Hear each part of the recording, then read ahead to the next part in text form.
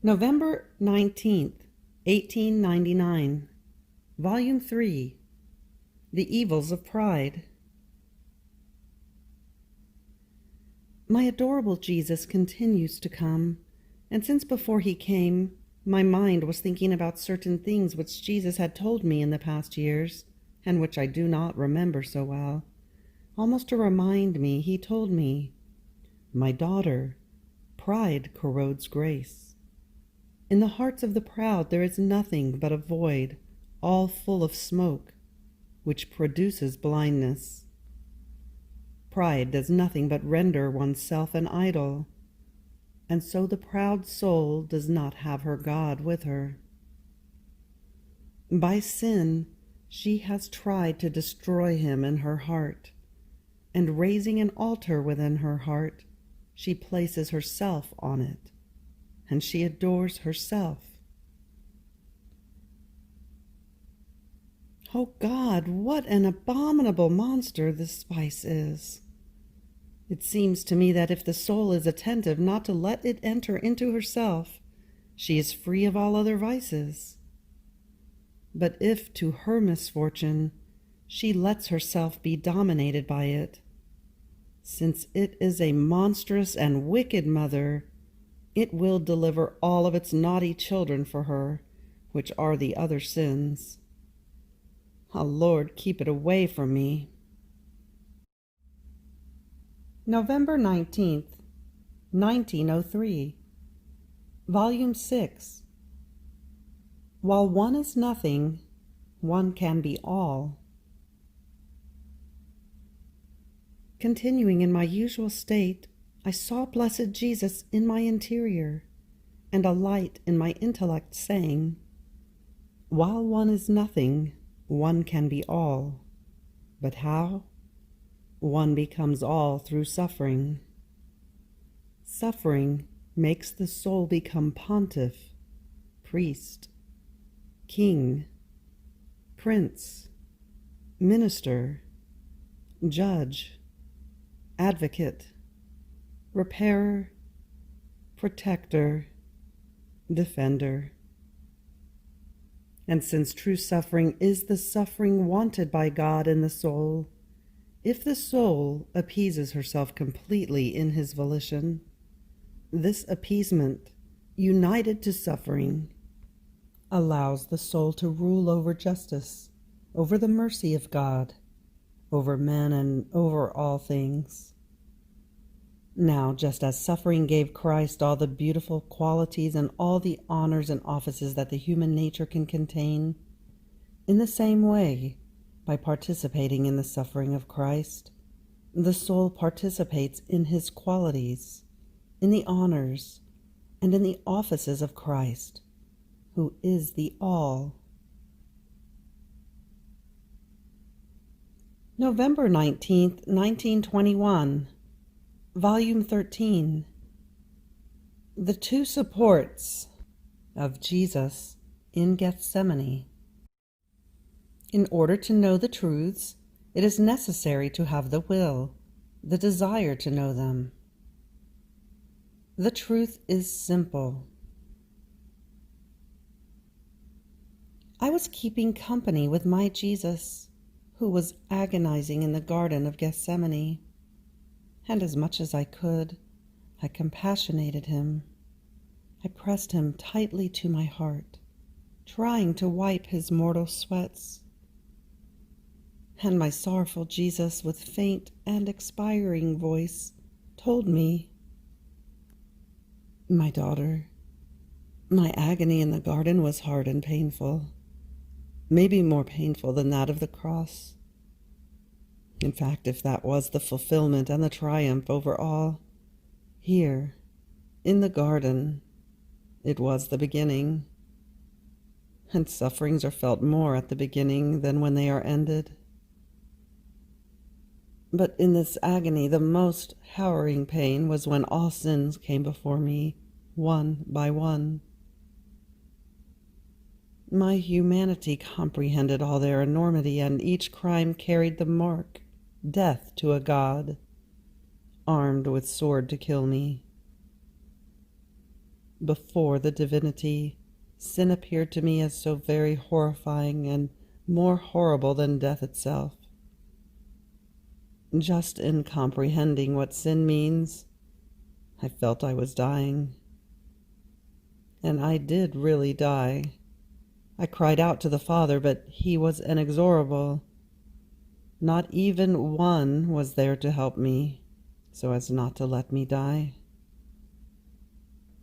I cried out to all creatures to have pity on me, but in vain. So my humanity languished, and I was about to receive the last blow of death. But do you know who prevented the execution and sustained my humanity from dying? The first was my inseparable mamma. In hearing me ask for help, she flew to my side and sustained me, and I leaned my right arm on her. Almost dying, I looked at her, and I found in her the immensity of my will intact, without ever a break between my will and hers. My will is life, and since the will of the Father was immovable, and death was coming to me from creatures, another creature, who enclosed the life of my will, gave me life. And here is my mamma, who, in the portent of my will, conceived me and gave me birth in time, now giving me life for the second time to let me accomplish the work of redemption. Then I looked to my left, and I found the little daughter of my will. I found you as the first, followed by the other daughters of my will. Since I wanted my mamma with me as the first link of mercy, through which we were to open the doors to all creatures, I wanted to lean my right arm on her. And I wanted you as the first link of justice, to prevent it from unloading itself upon all creatures as they deserve. Therefore I wanted to lean my left arm on you, so that you might sustain it together with me. With these two supports, I felt life come back to me, and as if I had not suffered anything, with firm step I went to meet my enemies. In all the pains that I suffered during my passion, many of which were capable of giving me death, these two supports never left me. And when they saw me nearly dying with my own will which they contained, they sustained me, as though giving me many sips of life. O prodigies of my will, who can ever count them and calculate their value? This is why I love so much one who lives in my will. I recognize my portrait in her, my noble features. I feel my own breath, my voice, and if I did not love her, I would defraud myself. I would be like a father without offspring, without the noble cortege of his court, and without the crown of his children. And if I did not have the offspring, the court, and the crown, how could I call myself a king? My kingdom is formed by those who live in my will, and from this kingdom I choose the mother, the queen, the children, the ministers, the army, the people. I am everything for them, and they are all for me. Afterwards I was thinking about what Jesus had told me, and I said to myself, how can this be put into practice? And Jesus, returning, added, My daughter, in order to know the truths, it is necessary to have the will, the desire to know them. Imagine a room in which the shutters are closed. No matter how much sun there may be outside, the room remains always in the dark. Now opening the shutters means wanting light. But this is not enough. If one does not take advantage of the light to reorder the room, dust it, and put himself to work, so as not to kill the light which is given, and become ungrateful.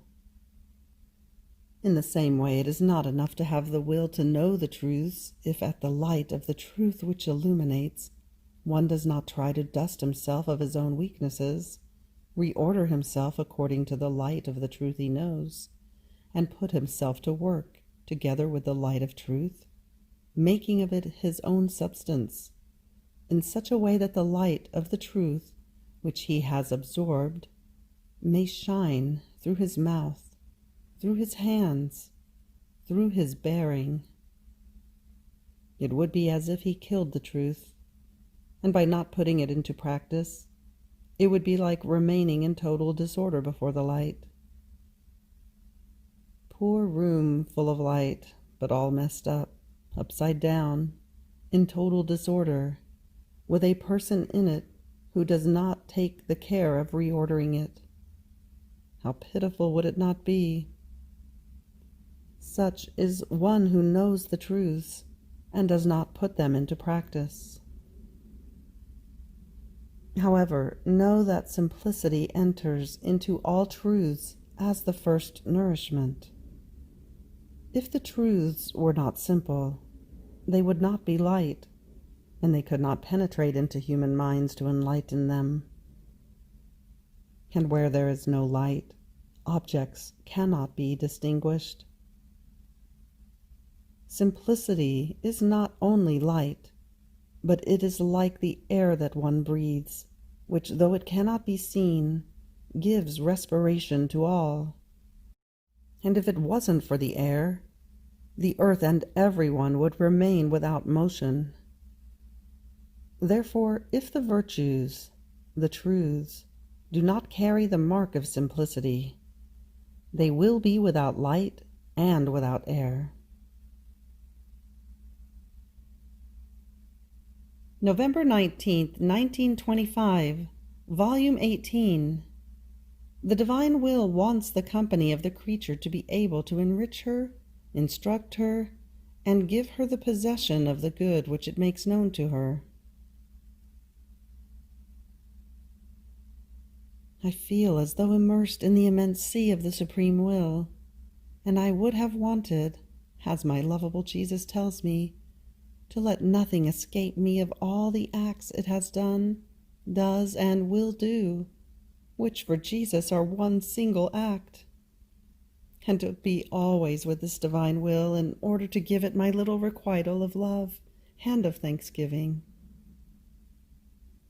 I would have wanted to at least make a long note of all the acts of this supreme will, in order to admire and praise what it can do, and to be always with it, never leave it alone.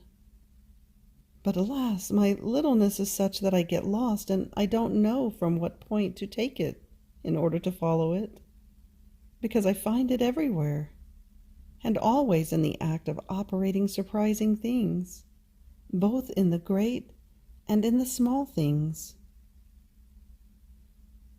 But while I was thinking of this, my sweet Jesus, coming out from my interior, told me, "Daughter of my holy will, one who is daughter must know what her father does. She must know what he possesses, and must be able to say to her father, 'What is yours is mine.' If it is not so, it means that there isn't highest accord between father and daughter, or that maybe she is not a legitimate daughter of this father. In the same way, one who is a true daughter of my will must know what it does and the immense goods it possesses.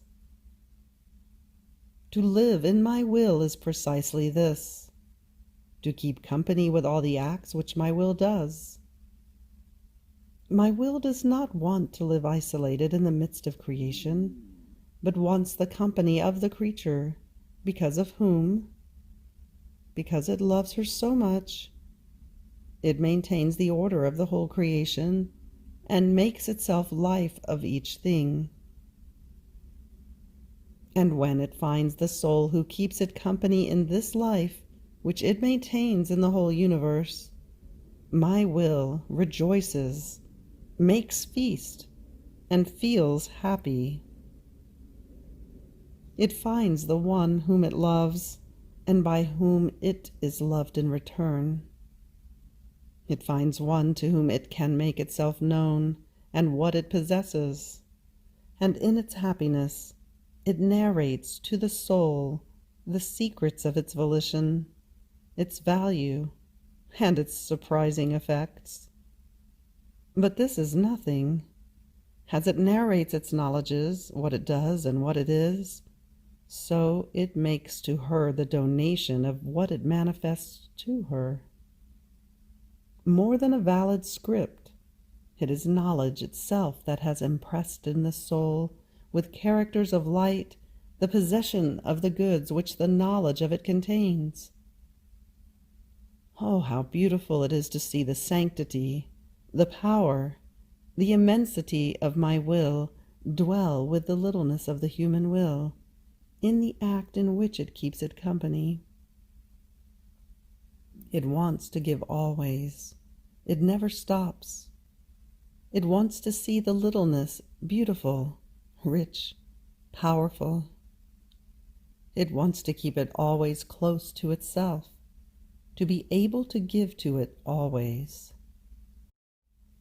There is nothing more beautiful, more gracious, more surprising to be seen than a soul who tries to follow the acts of the will of her Creator.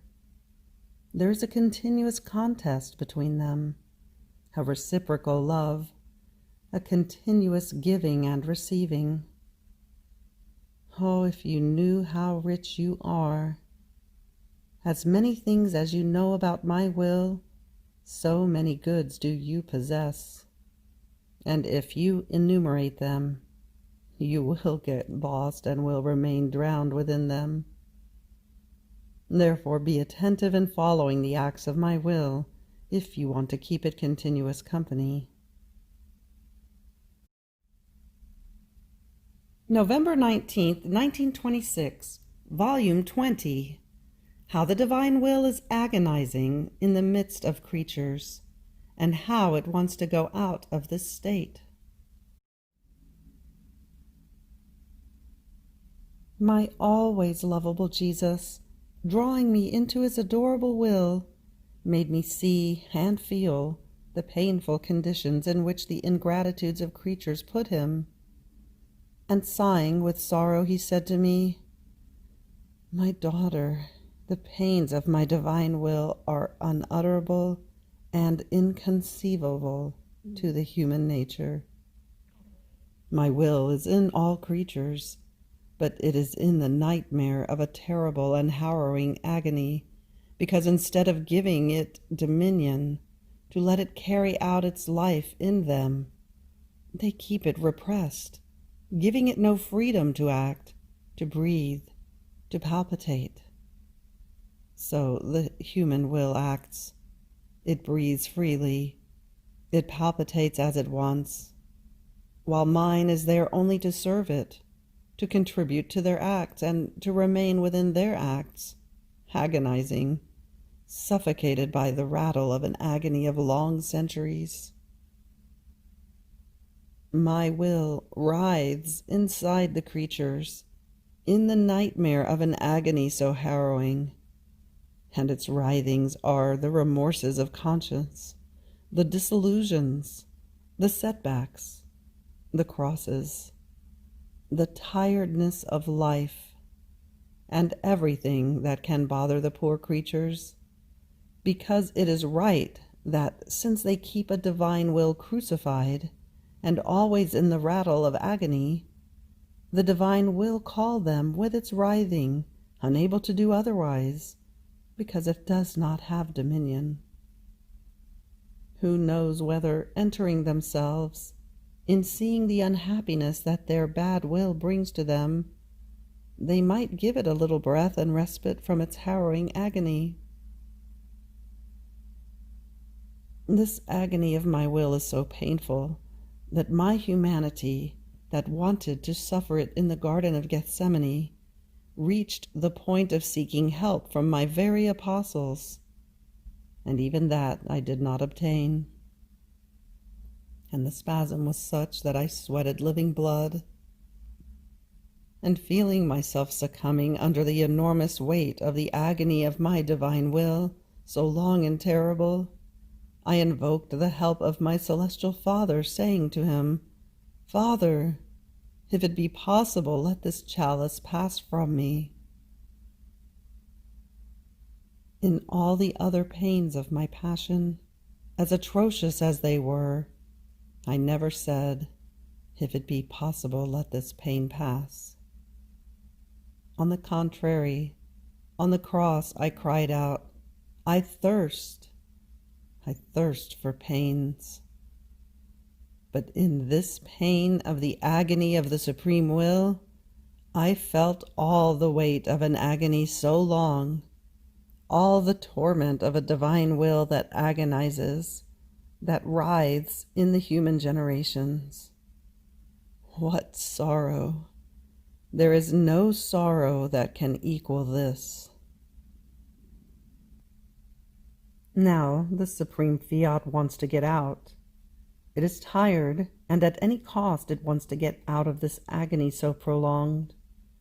And if you hear of chastisements, of cities collapsed, of destructions, this is nothing other than the strong writhing of its agony. Unable to bear it any longer, it wants to make the human family feel its painful state and how it writhes strongly within them without anyone who has compassion for it. And making use of violence with its writhing, it wants them to feel that it exists in them. But it does not want to be in agony any more. It wants freedom, dominion. It wants to carry out its life in them. What disorder in society, my daughter, because my will does not reign? Their souls are like houses without order. Everything is upside down. The stench is so horrible, more than that of a putrefied cadaver. And my will, with its immensity, such that it is not given to it to withdraw even from one heartbeat of creature, agonizes in the midst of so many evils. And this happens in the general order of all. In the particular order, then, it is even more. In the religious, in the clergy, in those who call themselves Catholics, my will not only agonizes, but is kept in a state of lethargy, as if it had no life. Oh, how much harder this is! In fact, in the agony, at least I writhe. I have an outlet. I make myself heard as existing in them, even though agonizing. But in the state of lethargy, there is total immobility. It is the continuous state of death. And so only the appearances, the clothing of religious life can be seen, because they keep my will in lethargy. And because they keep it in lethargy, their interior is drowsy, as if the light, the good, were not for them. And if they do anything externally, it is empty of divine life, and it resolves into the smoke of vainglory, of self-esteem, of pleasing other creatures. And I and my supreme volition, while being inside, go out of their works. My daughter, what affront! How I would want everyone to feel my tremendous agony, the continuous rattle, the lethargy in which they put my will, because they want to do their own and not mine. They do not let it reign. They do not want to let it reign. They do not want to know it. And this is why it wants to burst its banks with its writing, so that if they do not want to know it and receive it by ways of love, they may know it by a way of justice. Tired of an agony of centuries, my will wants to get out, and therefore it prepares two ways. The triumphant way that are its knowledges, its prodigies, and are all the good that the kingdom of the supreme Fiat will bring, and the way of justice for those who do not want to know it as triumphant. It is up to the creatures to choose the way in which they want to receive it.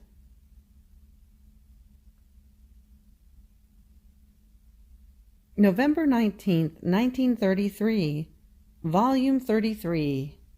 One who disposes herself to doing the divine will forms the passport, the way, the train.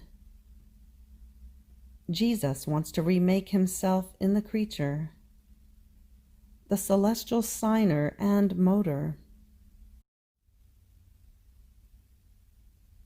My celestial sovereign Jesus, and my great Lady Queen of Heaven, come to my help. Place this rather ignorant little one in the midst of your most holy hearts. And while I write, my dear Jesus, act as my prompter, and my celestial mamma, as to her daughter, you guide my hand on the paper in a way that while I write, I will be in the midst of Jesus and of my mamma, so that not even one word more will I write of what they tell me and want. With this trust in my heart, I begin to write the 33rd volume.